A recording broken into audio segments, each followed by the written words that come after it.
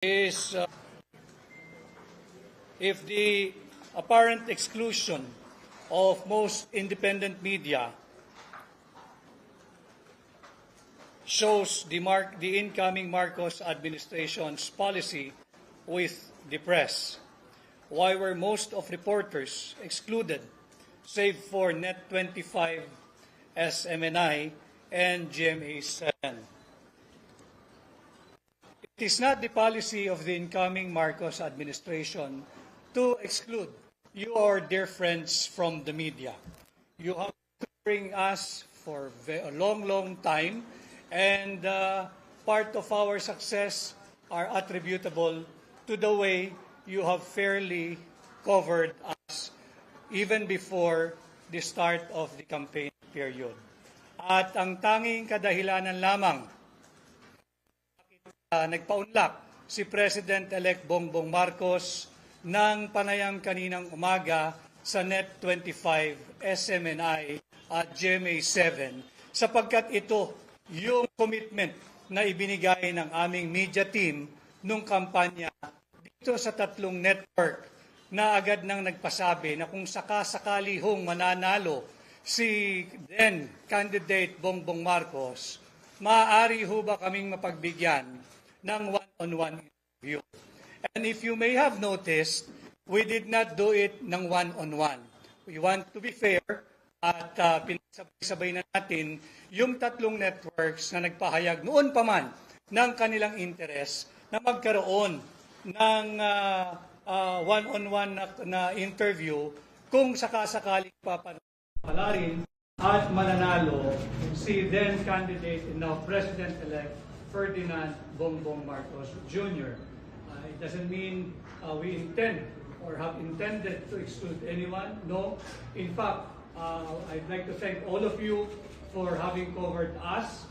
And incidentally, this will be my last briefing as the spokesperson of President-elect Bongbong Marcos.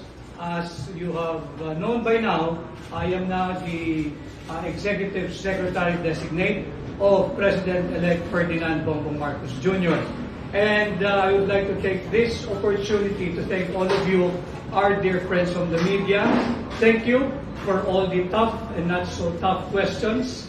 And I beg your understanding and probably extend my apologies to some whom may have not appreciated the way we have responded in the past. But again, moving forward, maraming salamat at tayo'y nagkakikilala at for the time that you have covered us. And at this juncture, I would like to officially and formally introduce to you our Press Secretary Designate, Attorney Trixie Cruz-Angeles, whom you will be dealing with for all the briefings that we may have starting today and in the future. So maraming salamat at magkikita-kita pa naman tayo, and I hope you extend the same support that you have extended to me, to our Press Secretary Designate, Attorney Trixie Cruz-Angeles. Thank you very much at magandang hapon sa inyo lahat.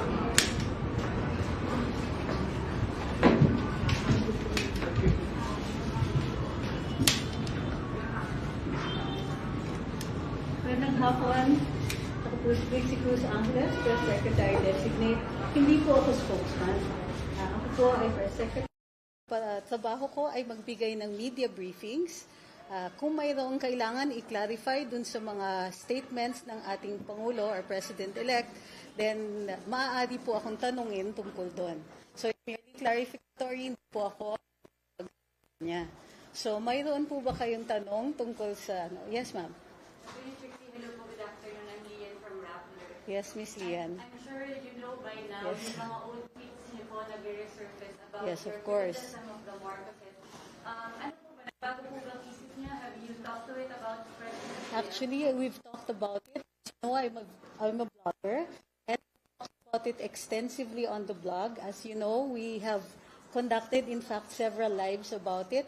And I've told my story about how and when I changed my mind about it. So that's it. It's pretty much it. I'm sure you can see them.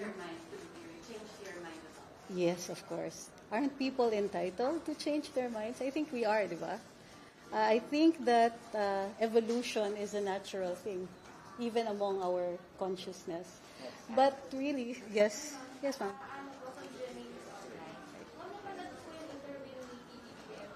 Yes, ma'am. When it comes to corruption, gusto lang po namin ma-clarify kung ma-expound kung paano po kalimutan yung past. Ibig sabihin po ba ng mga pending cases sa DOC, sa BIR, alam naman po No, ma'am. No. Pending cases will continue, of course, because they're pending cases. I think the approach, as he had expounded in previous interviews, is simply to not to concentrate too much on fault finding, but rather or on the sins of the past, because in his words, and I quote, ako na ang namamahala ngayon.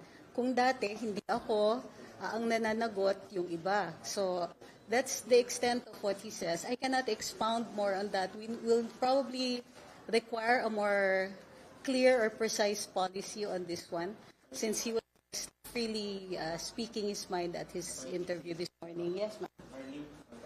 Hi, Miss Marlene. Mabuti po.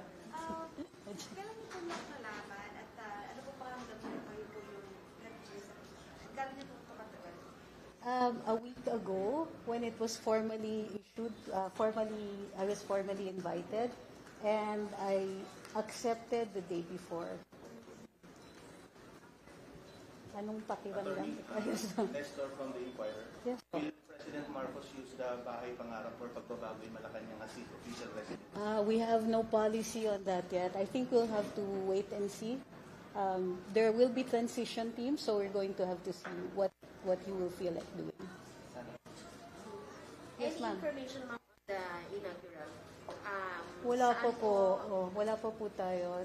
A lot of decisions still have to be made. So, wala. Kahit kami, wala pa po balita doon. Yes, ma'am. Ma'am Pat Domingo from ABS-CBN News. The Singaporean leader has extended invitation for the incoming president for a state visit. Has the United States issued a same invitation, and how will that play out, considering that he has a contempt order there? We have no information yet on any invitations by the United States. So far, they have congratulatory messages. So baka as a lawyer, Okay na? you can enlighten O, sige, us on ma- the process. I apologize, Miss Lian, no, because I don't really have enough information yet on the other matters that need to be clarified. I could answer only the questions pertaining to this morning's interview of the President and my coming in. So, maraming salamat po.